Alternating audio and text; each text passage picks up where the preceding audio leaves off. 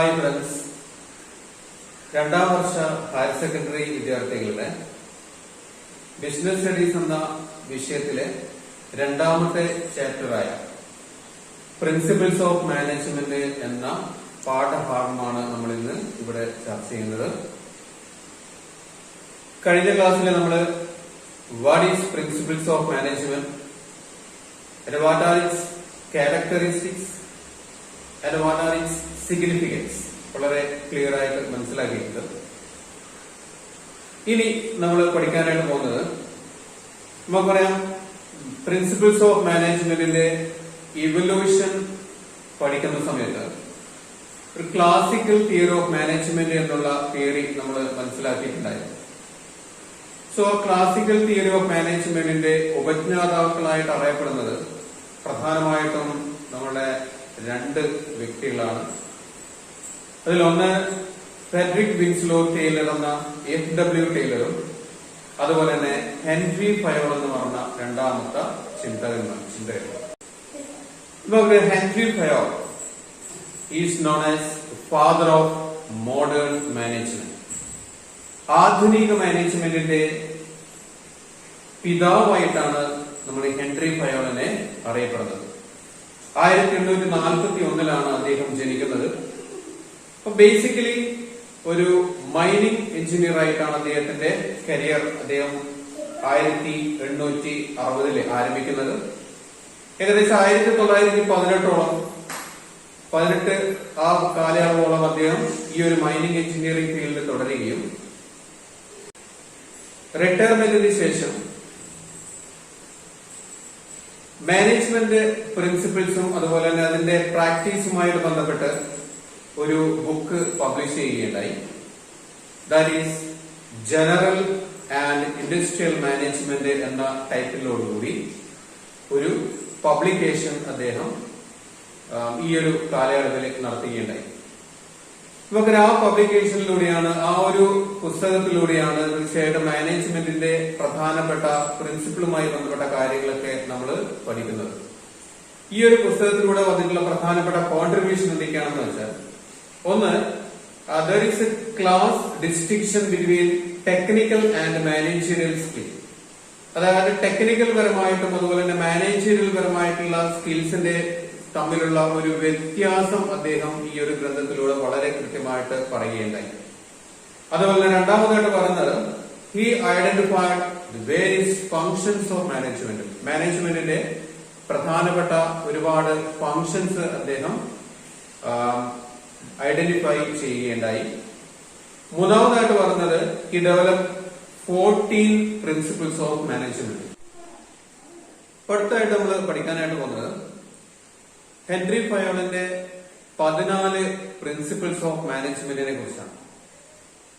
അപ്പൊ അതിലെ ഒന്നാമത് ഡിവിഷൻ ഓഫ് ലേബർ അഥവാ ഡിവിഷൻ ഓഫ് വർക്ക്, തൊഴിൽ വിഭജനം എന്ന് നമുക്ക് പറയാം.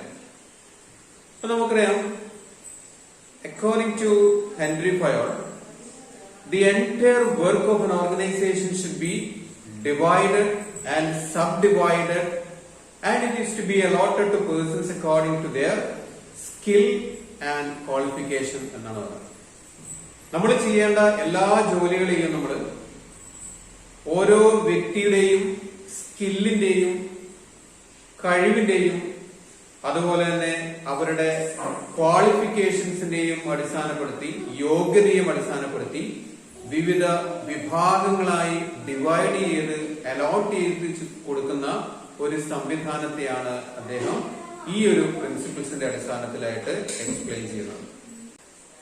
ഇനി രണ്ടാമതായിട്ട് വരുമ്പോൾ, parity between authority and responsibility. Authority and responsibility രണ്ട് വാക്കുകളാണ് നമുക്ക് അതിലൂടെ കാണാൻ പറ്റുന്നത്. One authority and next one responsibility.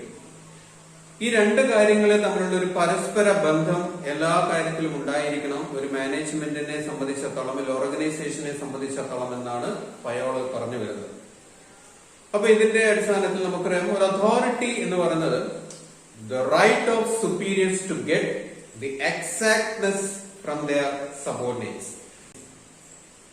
അതായത് ഇതൊരു അതോറിറ്റി എന്ന് പറയുന്നത് ഒരു അധികാരത്തെ സൂചിപ്പിക്കുന്നു. നമ്മൾക്ക് എന്താണോ സബോർഡിനേറ്റ്സിന് ചെയ്യാനായിട്ട് പറയുന്നത് ആ കാര്യം അവരെ കൊണ്ട് ചെയ്യിപ്പിക്കാനുള്ള ഒരു പവർ തീർച്ചയായിട്ടും അവിടെ ഉണ്ടായിരിക്കണം. ആ ഒരു പവറിനെയാണ് നമ്മൾ അതോറിറ്റി എന്ന് പറയുന്നത്.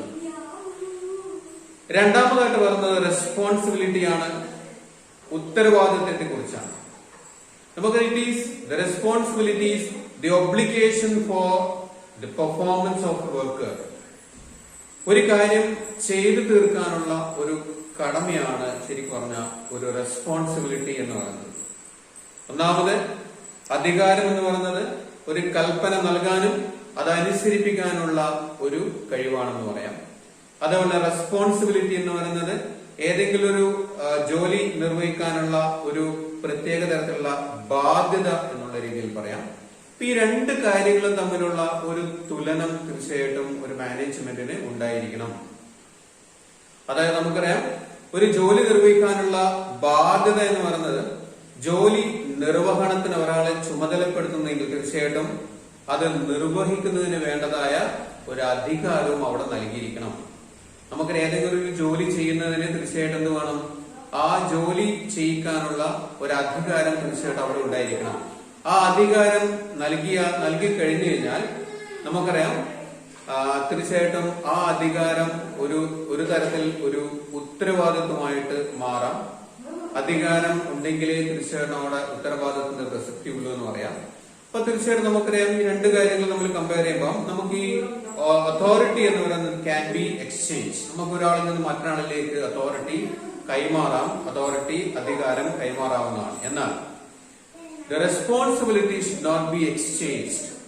ഒരിക്കലും നമുക്ക് നമ്മുടെ ഉത്തരവാദിത്വം നമുക്ക് മറ്റൊരാളിലേക്ക് കൈമാറാൻ സാധിക്കില്ല എന്നുള്ളതാണ് ഇവ രണ്ട് തമ്മിലുള്ള ഒരു പ്രധാനപ്പെട്ട വ്യത്യാസമായിട്ട് പറയുന്നത്.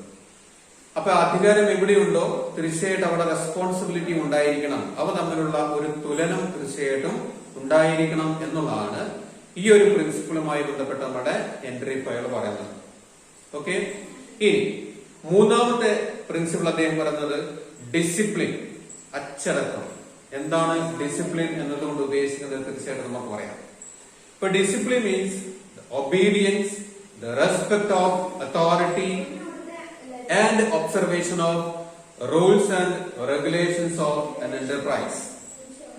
നമുക്കറിയാം ഒബീഡിയൻസ് ആണ്, റെസ്പെക്ട് ആണ്, അതുപോലെ തന്നെ respect of authority and observation of rules and regulations. നമുക്കൊരു സ്ഥാപനത്തിന്റെ പ്രധാനപ്പെട്ട റൂൾസും റെഗുലേഷൻസും ഒബ്സർവ് ചെയ്യാനും അത് കൃത്യമായി അതിനോട് റെസ്പെക്ട് ഉണ്ടാകുവാനും ആ കാര്യങ്ങള് കൃത്യമായിട്ട് പാലിക്കാനുമുള്ള ഒരു ബാധ്യത തീർച്ചയായിട്ടും നമ്മുടെ വർക്കേഴ്സിന് ഉണ്ടായിരിക്കണം. ഈ കാര്യങ്ങളൊക്കെ കൂടി ചേർന്നിട്ടുള്ളതാണ് ഒരു ഡിസിപ്ലിൻ എന്നതുകൊണ്ട് ഉദ്ദേശിക്കുന്നത്. നമുക്കറിയാം, performing A job discipline should be there. ഒരു ഡിസിപ്ലിൻ കൃത്യമായിട്ടുണ്ടെങ്കിൽ മാത്രമേ ഒരു ജോബ് വളരെ എഫിഷ്യന്റ് ആയിട്ട് നമുക്ക് പൂർത്തീകരിക്കാൻ സാധിക്കൂ. നമ്മളുടെ ഏത് ജോലി നമ്മൾ ചെയ്യുമ്പോൾ നമുക്കറിയാം, കൃത്യമായിട്ടുള്ള അച്ചടക്കം പാലിച്ചു കഴിഞ്ഞാൽ മാത്രമേ നമുക്ക് ആ ജോലി വളരെ എഫിഷ്യന്റ് ആയിട്ട് കാര്യക്ഷമമായിട്ട് പൂർത്തീകരിക്കാൻ പറ്റൂ എന്നുള്ള കാര്യം പൊതുവായിട്ട് നമുക്ക് എല്ലാവർക്കും അറിയാം. അപ്പൊ അതുകൊണ്ട് തന്നെ നമുക്കറിയാം ഈ റെസ്പെക്റ്റും അതുപോലെ തന്നെ ഒബ്സർവേഷനും അതുപോലെ തന്നെ ഒബീഡിയൻസും തുടങ്ങിയിട്ടുള്ള കാര്യങ്ങൾ should be not only to the subordinates but also to the superiors. അതായത് ഈ പറഞ്ഞിട്ടുള്ള റൂൾസിനോടുള്ള നമ്മുടെ റെസ്പെക്റ്റും കാര്യങ്ങളൊക്കെ തന്നെ സബോർഡിനേറ്റ്സിന് മാത്രം ഉണ്ടായ പോരാ, ആർക്കും കൂടി ഉണ്ടാവണം? സുപ്പീരിയേഴ്സിനും കൂടി ഉണ്ടാവണം. അപ്പൊ അച്ചടക്കം മുകൾ തട്ടിന്ന് മാത്രമല്ല താഴ്ത്തട്ടിലുള്ളവർക്കും ഒരേപോലെ വരണം എന്നുള്ളതാണ് ഈ ഒരു പ്രിൻസിപ്പിളുമായി നമ്മുടെ പ്രിൻസിപ്പിൾ കൊണ്ട് ഫയൽ ഉദ്ദേശിക്കുന്നത്. ഓക്കെ, അപ്പം മൂന്നാമത്തെ പ്രിൻസിപ്പിളാണ് ഡിസിപ്ലിൻ. ഒന്നാമത്തെ പ്രിൻസിപ്പിൾ ഡിവിഷൻ ഓഫ് വർക്ക്, രണ്ടാമത്തെ principle parity between authority and responsibility, മൂന്നാമത്തെ പ്രിൻസിപ്പിൾ ഡിസിപ്ലിൻ. ഇനി നാലാമതായിട്ട് അദ്ദേഹം പറയുന്നത് unity of command. Unity of command എന്ന പ്രിൻസിപ്പിൾ കൊണ്ട് അദ്ദേഹം ഉദ്ദേശിക്കുന്നത് the subordinate should get the orders and instructions from only one superior. The subordinates should get, each and every subordinate should get the orders and instructions from only one superior. അതായത് നമ്മുടെ ജീവനക്കാർ എല്ലാവരും തന്നെ അവരുടെ ഒരേ ഒരു മേൽ ജീവനക്കാരിൽ നിന്ന് മാത്രമേ, സുപ്പീരിയറിൽ നിന്ന് മാത്രമേ ഓർഡറുകളും അതുപോലെ തന്നെ ഇൻസ്ട്രക്ഷൻസും സ്വീകരിക്കാനായിട്ട് പാടുള്ളൂ. അല്ലാതെ സംഭവിച്ചു കഴിഞ്ഞാൽ എന്താ? അല്ലാതെ സംഭവിച്ചു കഴിഞ്ഞാൽ അവിടെ കൺഫ്യൂഷൻ ഉണ്ടാവാം. പല സുപ്പീരിയേഴ്സ് അവരുടെ കീഴിലുള്ളതും മറ്റുമായിട്ടുള്ള സബോർഡിനേറ്റ്സിന് കൊടുക്കുന്ന ഇൻസ്ട്രക്ഷൻസ് പല രീതിയിലാവാം. ഇപ്പൊ നമുക്കറിയാം, നമ്മള് സ്കൂളില് പ്രിൻസിപ്പള് പറയുന്നു നാളെ രാവിലെ 9 മണി മുതൽ ക്ലാസ് ഉണ്ടായിരിക്കുന്നതാണ്. തുടർന്ന് നമ്മളെ ക്ലാസ് ടീച്ചർ വന്ന് ക്ലാസ്സിലേക്ക് വന്നിട്ട് പറയും നാളെ 9:30 മുതലായിരിക്കും നമ്മുടെ ക്ലാസ് ആരംഭിക്കുന്നത്. അപ്പൊ ഇങ്ങനെ രണ്ട് അധികാരങ്ങൾ, രണ്ട് രീതിയിൽ നമുക്ക് ഇൻസ്ട്രക്ഷൻ തന്നു കഴിഞ്ഞാൽ തീർച്ചയായിട്ടും നമ്മൾ സ്റ്റുഡൻസ് എന്തായി പോകും? വളരെയധികം കൺഫ്യൂസ്ഡ് ആവും. ആരുടെ ഓർഡേഴ്സ് ആണ്, ആരുടെ ഇൻസ്ട്രക്ഷൻ ആണ് പാലിക്കേണ്ടത് എന്നുള്ള ഒരു സംശയം തീർച്ചയായിട്ടും നമ്മളിൽ ഉണ്ടാകാം. ഈ കാര്യങ്ങളാണ് പ്രധാനമായിട്ടും ഇവിടെ പയോളം പ്രതിപാദിക്കുന്നത്. Each and every subordinates should get orders and instructions only from one superior. ഒരു സുപ്പീരിയറിൽ നിന്ന് മാത്രമേ ഈ ഓരോ സബോർഡിനേറ്റ്സും ഓർഡേഴ്സും അതുപോലെ തന്നെ ഇൻസ്ട്രക്ഷൻസും സ്വീകരിക്കാനായിട്ട് പാടുള്ളൂ. അടുത്ത ഒരു പ്രിൻസിപ്പിൾ പറയുന്നത് യൂണിറ്റി ഓഫ് ഡയറക്ഷൻ. 5ാമത്തെ പ്രിൻസിപ്പിൾ ആണ് unity of direction. So according to Fayol, there should be one head and one plan for the same objective. ഒരേ ലക്ഷ്യത്തോടുകൂടി പ്രവർത്തിക്കുന്ന, ഒരേ ആക്ടിവിറ്റീസ് ഉള്ള സ്ഥാപനങ്ങളുടെ ഒക്കെ തന്നെ ഒരേ രീതിയിലുള്ള ആക്ടിവിറ്റീസും അതുപോലെ തന്നെ ഒരേ ലക്ഷ്യത്തോടുകൂടി പ്രവർത്തിക്കുന്ന സ്ഥാപനങ്ങൾക്കൊക്കെ തന്നെ ഒരു ഹെഡും ഒരു പ്ലാനും മാത്രമേ ഉണ്ടായിരിക്കാനായിട്ട് പാടുള്ളൂ. ഒരേ ദിശയിലൂടെ മാത്രമേ ആ സ്ഥാപനം പ്രവർത്തിക്കാൻ വേണ്ടി പാടുള്ളൂ എന്നർത്ഥം.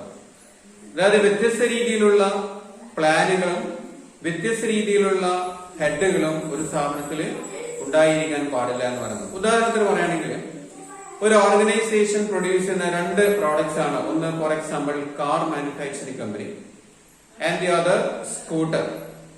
ഒരേ സമയം കാറും അതുപോലെ തന്നെ സ്കൂട്ടറും ഉൽപ്പാദിപ്പിക്കുന്ന ഒരു കമ്പനിയെ സംബന്ധിച്ചിടത്തോളം for the production of A car there should be one head and one plan. അതുപോലെ തന്നെ for the production of, in the case of motorcycle production, there should be another plan and another head. അപ്പൊ അങ്ങനെ വ്യത്യസ്ത രീതിയിലുള്ള പ്ലാനുകൾക്കും വ്യത്യസ്ത ലക്ഷ്യത്തോടുകൂടിയുള്ള പ്ലാനുകൾക്കും ഒക്കെ തന്നെ ഒരു പ്ലാനും അതുപോലെ തന്നെ ഒരു ഹെഡും മാത്രമേ ഉണ്ടാകാൻ പാടുള്ളൂ എന്നുള്ളതാണ് യൂണിറ്റി ഓഫ് ഡയറക്ഷൻ എന്നുള്ള ഈ ഒരു പ്രിൻസിപ്പിളിലൂടെ അദ്ദേഹം നമ്മളോട് പറയുന്നത്.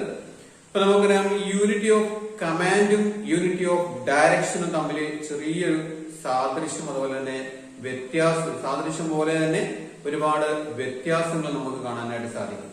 പറ്റാളത്തിൽ യൂണിറ്റി ഓഫ് കമാൻഡും യൂണിറ്റി ഓഫ് ഡയറക്ഷനും ഒരേപോലെയാണെന്ന് പറയുമ്പോഴും അവ തമ്മിലുള്ള ചില വ്യത്യാസങ്ങൾ ലഭിക്കുകയാണ്. അതില് നമുക്ക് പറയാം, ഒന്നാമതായിട്ട് പറയാം യൂണിറ്റി ഓഫ് കമാൻഡ് എന്ന് പറയുന്നത് the subordinates should get orders and instructions from only one superior.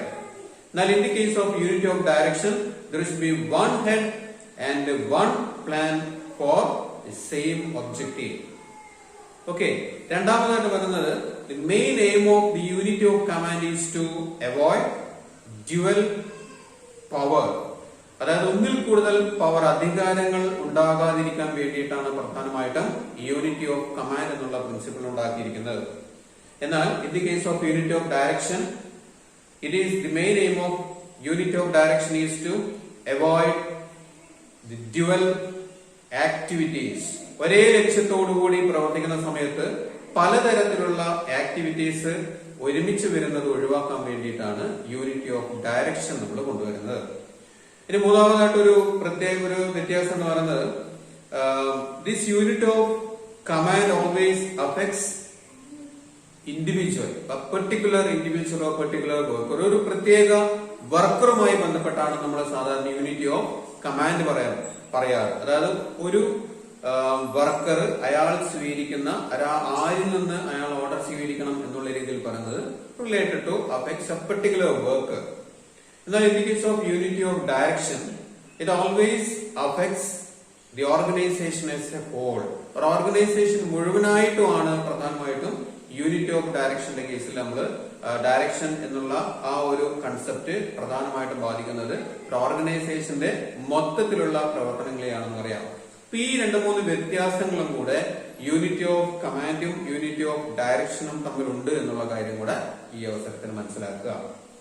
ഇനി അടുത്ത 6ാമത്തെ നമ്മളുടെ പ്രിൻസിപ്പിൾ എന്ന് പറയുന്നത് subordination of individual interest to general interest. Subordination of individual interest to general interest. അത് നമുക്ക് പറയാം, നമ്മുടെ ഓരോ വർക്കേഴ്സിനും വ്യത്യസ്ത രീതിയിലുള്ള ഇൻട്രസ്റ്റും വ്യത്യസ്ത രീതിയിലുള്ള അഭിപ്രായങ്ങളും ഒക്കെ ഉണ്ടായിരിക്കും എന്നുള്ള കാര്യം നമ്മൾ നേരത്തെ പഠിച്ചിട്ടുണ്ട്. അതുപോലെ തന്നെ ഒരു ബിസിനസ്സിന് എപ്പോഴും ഒരു കോമൺ ഒബ്ജക്റ്റീവും ഉണ്ടായിരിക്കും എന്ന് പറയാം. അപ്പൊ നമുക്കറിയാം ഈ 2 കാര്യങ്ങളെ തമ്മിൽ ഒരുമിച്ച് ചേർത്ത് കൊണ്ടുപോകുക എന്നുള്ളതാണ് പ്രധാനപ്പെട്ട ഒരു കടമ എന്ന് പറയുന്നത് നമ്മുടെ മാനേജറെ സംബന്ധിച്ചിടത്തോളം. നമുക്കൊരു ഓർഗനൈസേഷനെ സംബന്ധിച്ചിടത്തോളം അവർ എപ്പോഴും ആഗ്രഹിക്കുന്നത് maximum production at minimum cost എന്നുള്ളതാണ്. അതായത് വർക്കേഴ്സിന് വളരെ ചുരുങ്ങിയ രീതിയിലുള്ള സാലറി കൊടുത്തുകൊണ്ട്, റെമ്യൂണറേഷൻ കൊടുത്തുകൊണ്ട്, വളരെ ചെറിയ എമൗണ്ട് മാത്രം മെറ്റീരിയൽസിന് പ്രൊവൈഡ് ചെയ്തുകൊണ്ട് മാക്സിമം പ്രൊഡക്ഷൻ ഉണ്ടാക്കി അതിലൂടെ ലാഭം ഉണ്ടാക്കുക എന്നുള്ളതാണ് പ്രധാനമായിട്ടും ഒരു ഓർഗനൈസേഷൻ ചിന്തിക്കുന്നത്. എന്നാൽ വർക്കേഴ്സ് ചിന്തിക്കുന്നത് നേരെ തിരിച്ചാണ്. വർക്കേഴ്സ് ചിന്തിക്കുന്നത് അവർക്ക് പരമാവധി കുറച്ച് സമയം വർക്ക് ചെയ്തുകൊണ്ട് പരമാവധി റെമ്യൂണറേഷൻ കിട്ടണം എന്നുള്ള രീതി വെച്ചുകൊണ്ടായിരിക്കും പ്രധാനമായും വർക്കേഴ്സ് പ്രവർത്തിക്കുന്നത്. ഈ കാര്യങ്ങളൊക്കെ തിരിച്ചറിഞ്ഞുകൊണ്ട് ഈ വർക്കേഴ്സിനെ അവരുടെ ആ താല്പര്യങ്ങളൊക്കെ ജനറൽ ഇന്ററസ്റ്റിലേക്ക് കൺവേർട്ട് ചെയ്യുക എന്നുള്ളതാണ് ഒരു മാനേജറെ സംബന്ധിച്ചിടത്തോളം വളരെ പ്രധാനമായിട്ടും ശ്രദ്ധിക്കേണ്ട ഒരു കാര്യം. ഇവിടെയാണ് നമ്മുടെ പയോള് ഒരു പ്രിൻസിപ്പിൾ കൊണ്ടുവന്നിരിക്കുന്നത്. The individual interest of a particular person should be subordinate to the general interest of common objectives of the organization. നമ്മുടെ വ്യക്തിപരമായിട്ടുള്ള ലക്ഷ്യങ്ങളൊക്കെ തന്നെ ഒരു ഓർഗനൈസേഷണൽ ഒബ്ജക്റ്റീവിലേക്ക് കൺവേർട്ട് ചെയ്ത് കൊണ്ടുപോകാൻ തീർച്ചയായിട്ടും മാനേജ്മെന്റ് ശ്രമിക്കണം, അതുപോലെ മാനേജർ ശ്രമിക്കണം എന്നുള്ളതാണ് ഈ ഒരു പ്രിൻസിപ്പിൾ കൊണ്ട് പയോൾ ഉദ്ദേശിക്കുന്നത്.